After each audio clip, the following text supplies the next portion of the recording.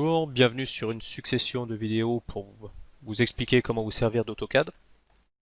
Le premier fait que je pourrais noter, c'est que je suis sur une version AutoCAD 2019. Une très grosse partie des notions que je vais vous donner sont tout à fait valables à partir de la version AutoCAD 2015. Et une partie seulement des informations que je vais vous donner seront valables à partir d'AutoCAD 2012. Une très grosse évolution a eu lieu en 2015. Et cette évolution-là a changé pas mal la façon de faire, la façon de procéder. Le deuxième point qu'il me paraît important de rappeler, c'est que AutoCAD est un logiciel de DAO. C'est un bête crayon électronique qui trace des parallèles parfaites, des perpendiculaires parfaites, mais il ne sait pas faire de dessin industriel. Vous devez maîtriser les bases de dessin industriel pour pouvoir vous servir convenablement d'AutoCAD. Ensuite, il est important de noter qu'AutoCAD sait dessiner en 2D et sait dessiner en 3D. Mais de l'aveu même d'Autodesk, AutoCAD n'est pas vraiment fait pour dessiner en 3D. Il faut préférer à ça des logiciels type SolidWorks, Inventor, TopSolid qui sont des logiciels de CAO avec une approche différente et qui, eux, permettent de travailler en volumique. AutoCAD, le savoir-faire, a des outils qui permettent de faire mais n'est pas vraiment adapté. Donc tous les tutos que je vais faire sont plutôt basés sur du dessin en 2D.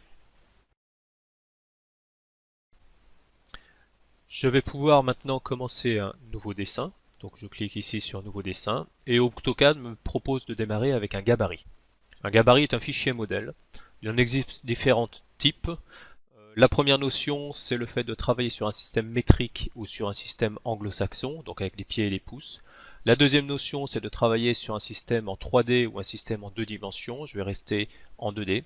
Et la dernière notion est un petit peu plus subtile. C'est une notion sur comment va être gérée l'impression, notamment au niveau de comment un trait va être imprimé sur un traceur. Donc celui qui m'intéresse pour l'instant, c'est le ACAD ISO.dwt et je démarre, j'ouvre ce modèle. Voici une fenêtre type d'AutoCAD. Donc vous avez ici tout ce qu'on appelle les icônes classées sous forme de ruban, avec différents contextes de travail qu'on verra petit à petit. On verra pas tous, mais on verra une majorité d'entre eux. Vous avez ici la zone de dessin, sur laquelle on retrouve des onglets. Ici je suis en train de dessiner sur l'onglet Objet, c'est-à-dire c'est l'endroit où je dessine mon objet à l'échelle 1. Mais je retrouve ici des onglets qu'on appelle Présentation qui vont me permettre de préparer mes impressions. J'ai ici une zone de commande qui, dans certains cas, peut être masquée. Je la conserve parce que je travaille un petit peu avec cette zone-là, à titre personnel. Et puis je retrouve ici une zone plutôt d'état qui me renseigne sur l'activation ou non de certains outils. AutoCAD possède une façon un peu particulière d'afficher les infobules. Il affiche les infobules en 2 temps. Si je vais sur un outil, j'ai une première étape d'infobule et une seconde étape qui arrive après quelques secondes. Notez aussi que j'ai la possibilité d'appuyer sur la touche F1 pour obtenir de l'aide, c'est-à-dire si je viens sur mon outil et que j'appuie sur la touche F1, AutoCAD m'ouvre une fenêtre d'aide en fonction de l'outil sur lequel j'étais. Donc là je suis sur l'aide de la ligne qui m'explique comment me servir de l'outil ligne. Une autre subtilité d'AutoCAD est un système d'icônes déroulant. Si je prends par exemple ici l'outil réseau, cet outil réseau possède une petite flèche ici qui me permet de dérouler un menu. Et le fait de choisir une autre option transforme mon icône et cette icône est maintenant un réseau circulaire. J'en viens maintenant à la gestion de la vue sous AutoCAD, à savoir gérer le zoom.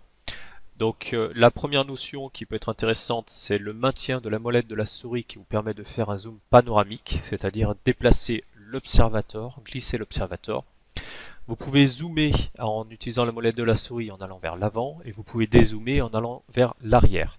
Notez que le zoom va zoomer sur l'endroit où est situé votre curseur. Donc selon l'endroit où vous placez votre curseur, quand vous avancez, vous n'aurez pas au même endroit. Et puis notez un outil qui peut être parfois pratique, qui est le double-clic molette, qui vous permet de faire un zoom to. Et un zoom to qui vous permet dans certains cas d'aller retrouver des objets que vous avez un petit peu oubliés, négligés ou créés involontairement. J'en viens donc maintenant à la sélection. Vous voyez que j'ai sélectionné cet objet-là. Et quand je sélectionne un objet, j'ai des poignées qui apparaissent. La première poignée, la poignée centrale, me permet de déplacer un objet. Et les poignées d'extrémité me permettent de déformer des objets. Je crée différents objets. La sélection multiple me permet de sélectionner un certain nombre d'objets. Et si je veux supprimer de ma sélection, enlever de ma sélection des objets, j'appuie sur la touche majuscule, je maintiens la touche majuscule appuyée, et puis je peux recliquer sur ces objets. Une fois les objets sélectionnés, je vais pouvoir les manipuler, je vais pouvoir les supprimer, je vais pouvoir les modifier. Notez une particularité à nouveau d'AutoCAD, vous pouvez faire une sélection par le biais de fenêtres, et il se passera quelque chose de différent si vous faites une fenêtre qui va vers la gauche ou si vous faites une fenêtre qui va vers la droite. D'abord, vous avez vu que l'affichage n'est pas le même.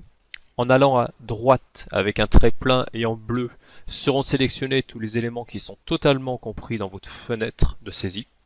En allant vers la gauche en vert et avec des pointillés, seront sélectionnés dans votre fenêtre tous les éléments qui sont partiellement ou totalement compris dans votre fenêtre. Enfin, un nouvel outil est arrivé il y a peu de temps sur ces dernières versions. Il suffit de faire un glisser qui vous permet de faire une zone de fenêtre, une zone de sélection, on va dire plus naturelle.